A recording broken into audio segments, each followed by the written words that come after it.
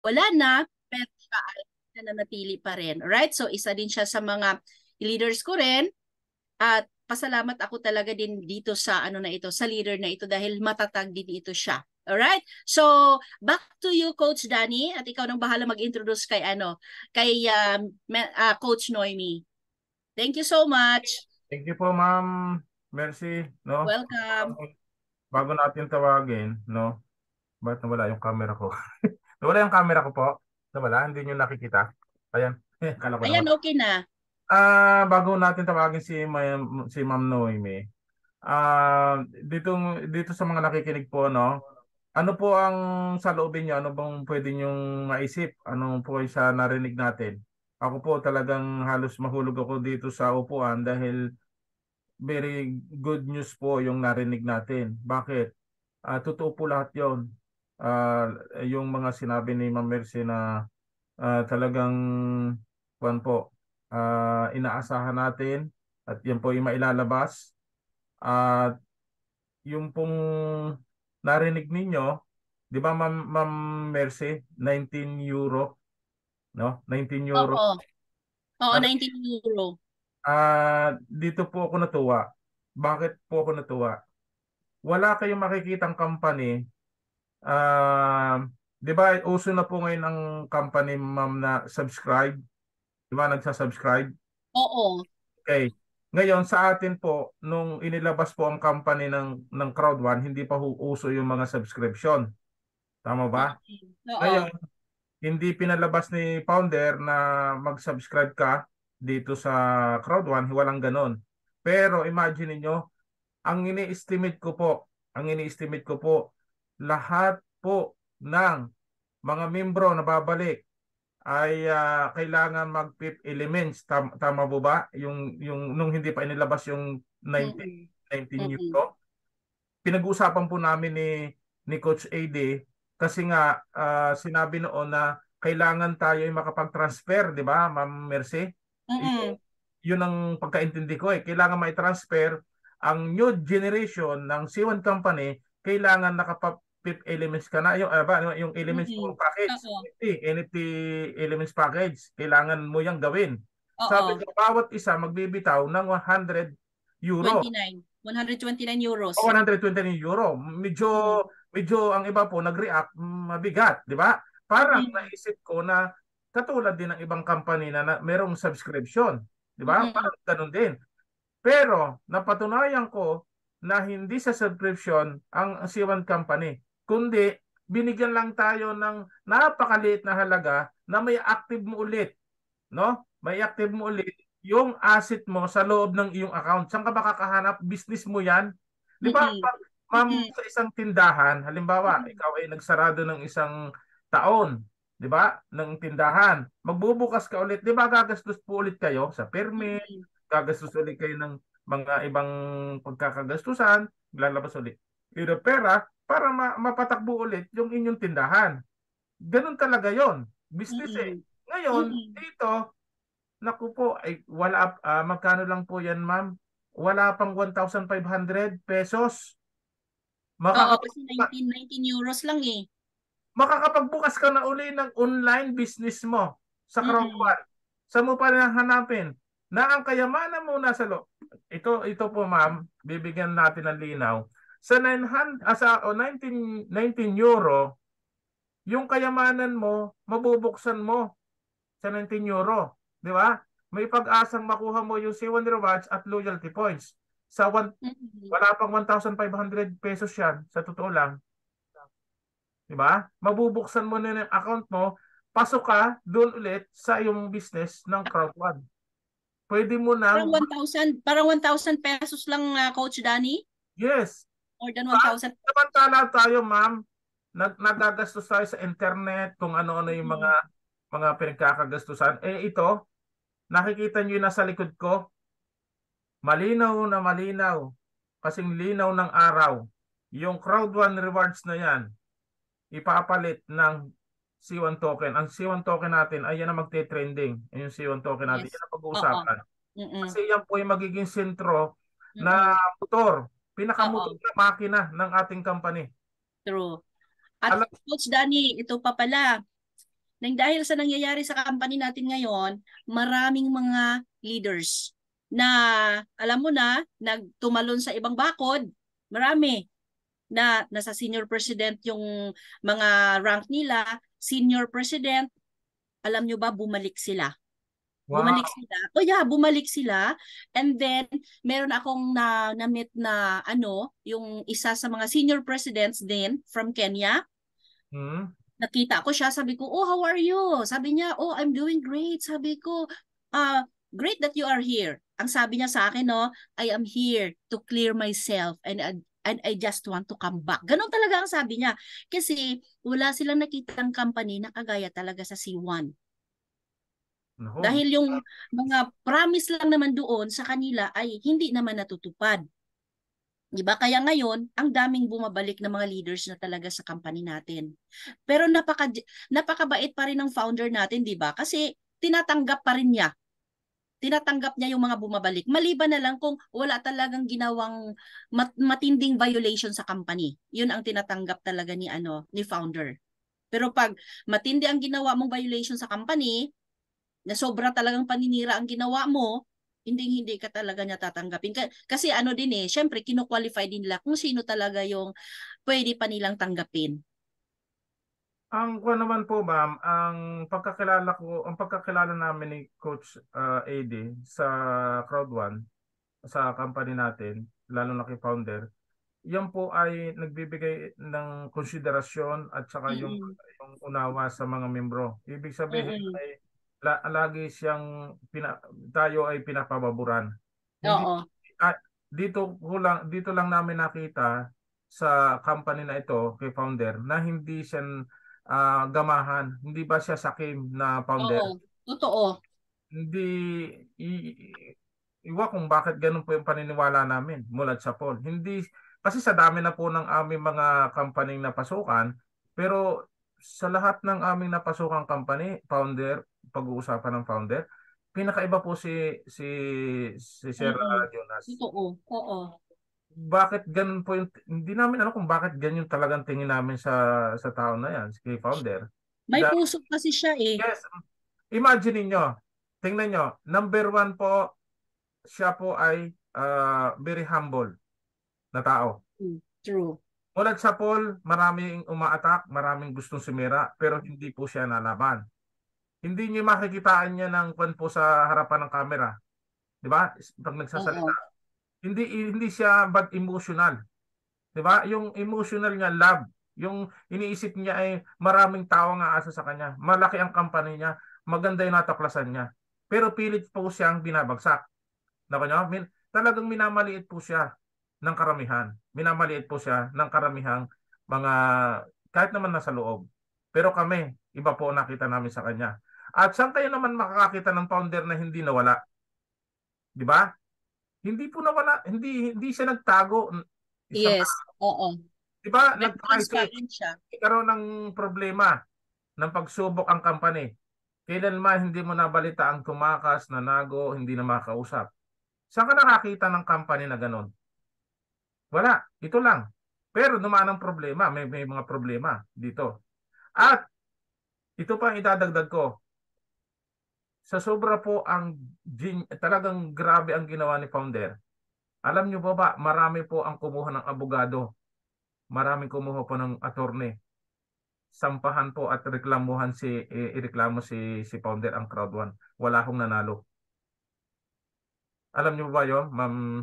Ma'am. Yes. Oo. Sabi pa nga ng iba, naka-red tag na daw.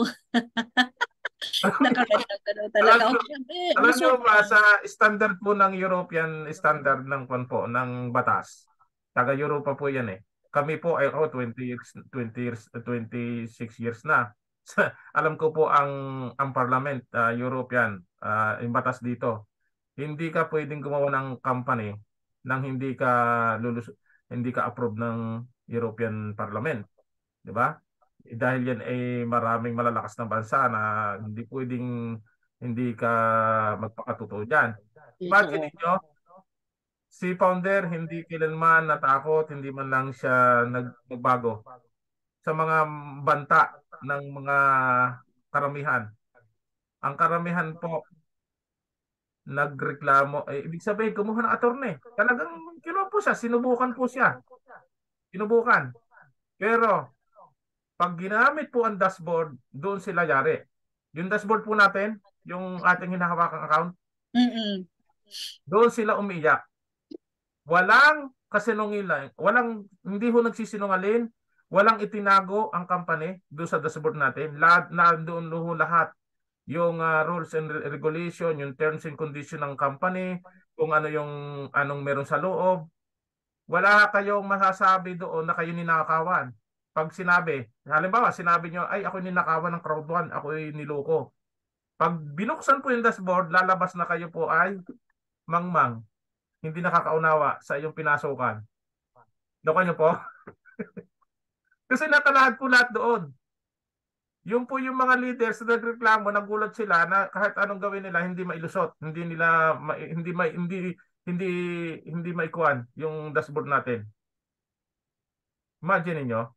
Ngayon, ano nga yung sitwasyon ng C1 company natin? Mas strong pa ho, mas grabe pa ho ito kaysa dati. Imagine niyo, ang kalagayan ng company natin na kaysa noon, mas matindi ngayon. Mas matibay, mas may dapat pagkatiwalaan at Totoo. Mm-mm. bakit? Kasi yung Planet IX, legit siya, nakapartner ng C1 Company. Mismong ang Planet IX, kasama ni C1 Company. At ang ginawa ng Planet IX, naging totoong legit na siya. Yung mga hinahawakan nating IX token, mga asset dyan sa Planet IX, di ba? Public na yan sa buong mundo.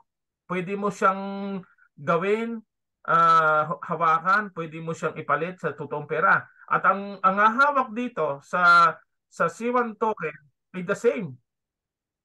Ngayon, ano ngayon ang sinasabi ng ating company? Baligtad noon, 'di ba tayo binabawalan, Ma'am Mercy, na hindi tayo cryptocurrency, hindi tayo, Oo. 'di ba? Kasabi, Mm-mm. sabi ko, ang hirap naman ko si Eddie, minsan nagkakamali ako. Ganun talaga pag aralin mo, sanayin mo, hindi nga pwede masabi yun kasi nga hindi tayo ganoon. Samantala ngayon, 'di ba? Baligtad. Baligtad na ngayon. Araw-araw sinasabi mo ang C1 token. Alam niyo po ang mangyayari dito sa Crowd 1? Ang ang lagi niya sasabihin, kung pag sinabi mo ang C1 token, C1, C1 company yan. Ang nakalagay po diyan, crowd ano yan? Crowd 1 token. Tama ba, Ma'am Mercy? Crowd 1 token. Mm-mm. One C1 crowd token. token yata, OCT. One crowd token, yung parang Crowd ano. 1 token. Oo. O, crowd 1 token. C1 token. Ngayon, iyan na ngayon di na tayo masasanay sa katawagang iyan. Di ba? Ang ating company, magiging sikat na sikat siya, C1 token. Kahit ako, ngayon nagsasanin ako, C1 company, C1 token. C1 company, C1 token. C1 token. Meron ka bang C1 token? Yes, meron ako. Saan ba makukuha yung C1 token? Magiging sikat ang C1 token. Kaya alam na natin lahat, magte-trending talaga ito. Kasi ang naka-front na ito, naka-front na yan, C1 token na yan eh. Yun talaga yung pag sinabing C1 company, hindi babanggitin ng metaverse, hindi babanggitin ng ibang product and services. Ito talagang ipo-front. Imagine niyo. Anong plano dito, Ma'am Mercy? Napakalaki po ng plano dito. Yes, sobrang napakalaki ng plano ng ano natin, yung founder natin sa C1 token. Dahil imagine, magagamit na siya. Magagamit siya sa maraming utility. Biruin mo magkakaroon tayo ng global exchange. Guys, global Ah, exchange. ganito po itong kung ano po, anong po ang popular na ah, mag yung tatlong popular na napapalit sa cryptocurrency. Bitcoin, USDT, Kwan po. Ethereum. Oo. Yung ang kwan po kasi itong tawag dito yung blockchain ay Bitcoin, Ethereum, Polygon Matic. Sila po Mm-mm. ang may sariling platform. O, di ba? Mm-mm. Ang grupo ng Polygon Matic, di ba, marami po. Ang Ethereum, Mm-mm. di ba, marami din po. Ang Mm-mm. Bitcoin, kasi Mm-mm. siya po talaga ang pinakapuno. Siya po talaga yung sikat na nakabili ako ng sapatos, Bitcoin ang binayad ko. Bumili ako ng sasakyan, Bitcoin ang aking binayad. Di ba? Pinapalit po siya. Ngayon, Mm-mm. ang ating C1 token, papunta po doon. Papunta doon sa katulad ng Bitcoin, Ethereum, Matic. Mm-mm. Pag na ganyan, pag naging ganyan na po ang C1 token natin, grabe. Ang value niyan, hindi po yun magi-stay sa isang kan lang. Malaki po ang Mm. baka po sa unang taon niyan, pag na-public na po, mahina po ang $5, $10. Imagine mo, kung $5, meron kang 20,000, computein mo yun. Ang laki eh. Kaya habol-habol na yung mga walang mga NFT package dyan. Okay. Sasabihin ng iba dyan, sasabihin diyan, ma'am, saka na ako pag nagkatotoo. Di ba? Huli na.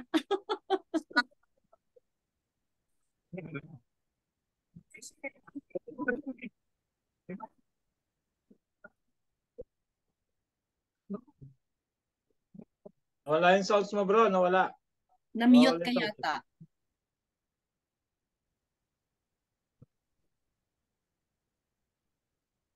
Walang sounds, walang sounds. Pati microphone ni Coach Danny ay sumasabay eh. Excited din. So, baka naglulos yung iyong ano bro, microphone. Wala eh, wala.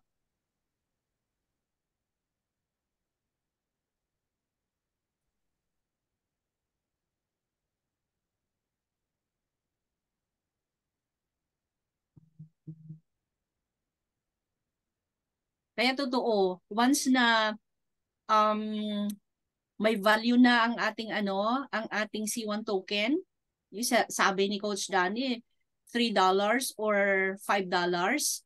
So imagine kung meron ka kahit may na-hold ka lang na 10,000 C1 token, magkano na yun?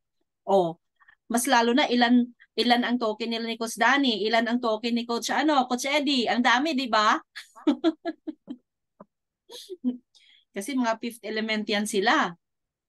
Kami kasi Ma'am Mercy, simula't simula pa Mhm. ay lagi kami na-challenge sa mga ni founder, sa mga promotion ni founder. Kasi nga bakit lagi kami na-challenge? Nasubukan kasi namin yung benefit Mm-mm. ng malaking package. Totoo. Alam namin 'yan. Alam namin Mm-mm. kaya kung mayroong ilalabas na ganito ang magiging katumbas niya, imagine Mm-mm. mo 'yon. True. Mamaya dadaanan din natin kasi walang leadership ngayon dahil siguro busy sila sa red Mm-mm. pa. Ayan waiting pa yung siguro wala na hindi na matutuloy. Pero Kaya. nag-post kasi do sa sa aking waiting lang nung. So ganito 'yan. 'Di ba yung pinapakita na yung pinapakita na pag may NFT package ka may bonus, 'di ba? Mm-mm. Imagine mo 'yon, yung bonus pala na iyon ay multiplier ayon sa yung package. Mm-mm. True. Kaya alam na this, yung earth times 1, yung air times 2, yung True. water times 3, yung fire times 4, ang fifth element times 5. Ikano, paano kung mag times 5 ng doble yung value ng token mo? Halimbawa, ang fifth element 35,000. Kung mag times 5 yun, di ba? Wow. Grabe. €5. €5 ang isang token. Yung sinasabi ni Coach Danny ay hindi malayong mangyari. Why? Kasi nga pag pumatok na yan sa public exchange, ay ibang na kasi yan. Ibang usapan na. Kasi ang target talaga ni ang target talaga ni founder maging top 5 cryptocurrency tayo sa buong mundo. Imagine mo yun, Ma'am Mercy, pag narating natin yung top 5 cryptocurrency, magkano magiging value ng C1 token? Kaya nga. At saka alam mo ba na nabanggit ni founder doon sa kanyang speech, sabi niya alam ko marami sa atin dito sa room na ito ang magiging millionaire dahil sa ating Proud One token. O, di ba? Kaya panalong-panalo yung maraming mga token dito na naho-hold, na-collect, or nabili. Kaya habang may ngayon, habang may promotions, grab natin ang opportunity, guys, kasi sayang ang opportunity. Meron ako sa amin. Balik na si Coach Danny. Meron ako sa amin. Meron na bro, kaso medyo pa siya, hindi pa siya buo yung sound siya, medyo nawawala-wala. Hindi siya buo, hindi buo. Check mo yung check mo yung audio, yung kinakabitan ng iyong